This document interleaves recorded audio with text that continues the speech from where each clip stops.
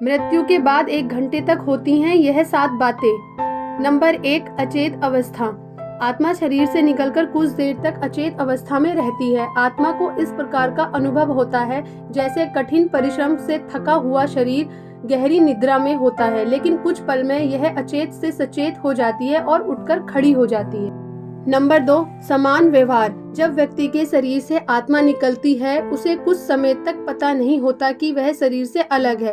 वह उसी प्रकार व्यवहार करती है जैसे शरीर में रहते हुए उसका व्यवहार था। नंबर 3, बेचैनी और झटपटाहट। शरीर से निकलकर खड़ी आत्मा अपने सगे संबंधियों को पुकारती है, लेकिन उसकी आवाज कोई नहीं सुन पाता है।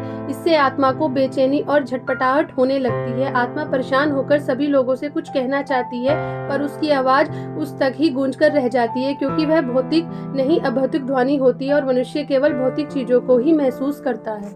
नंबर 4, नहीं होता है संचार। वर्षों तक शरीर में रहने से जो सांसारिक माया का आवरण आत्मा पर पड़ा होता है, उससे मोहवश आत्मा दुखी होकर कभी अपने मृत शरीर को तो कभी अपने संबंधियों को देखकर उनसे बात करना चाहती है, लेकिन उनका प्रयास विफल होता है। नंबर 5, प्रवेश का प्रयास। आत्मा कोशिश करती है कि वह फिर से शरीर में प्रवेश कर जाए, लेकिन यम के दूत उसे शरीर में प्रवेश नहीं करने देते। धीरे धीरे व्यक्ति की आत्मा यह स्वीकार करने लगती है कि अब जाने का वक्त हो गया है।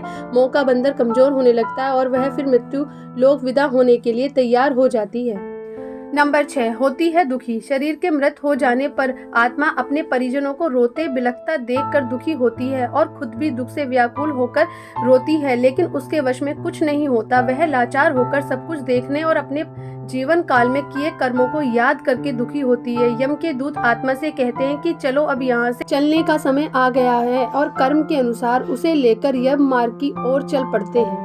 नंबर 7, कर्म आधारित होता है नया जन्म। कुछ ही समय में आत्मा मृत्यु लोक की सीमा को पार कर एक ऐसे मार्ग में पहुंच जाती है जहां न सूर्य की रोशनी होती है, न चांद की चांदनी। उस लोक में हर जगह अंधेरा होता है। यहाँ आत्मा अपने कर्मों और इच्छाओं के अनुसार कुछ समय तक विश्राम करती हैं। कुछ आत्माएं जल्दी शरीर धारण कर लेती हैं, तो कुछ लंबे समय तक विश्राम के बाद अपनी इच्छा के अनुसार नया शरीर धारण करती हैं। दोस्तों, अगर आपको हमारे द्वारा दी गई जानकारी पसंद आई हो तो हमारी वीडियो को लाइक करें और हमारे चैनल को सब्सक्राइब करें।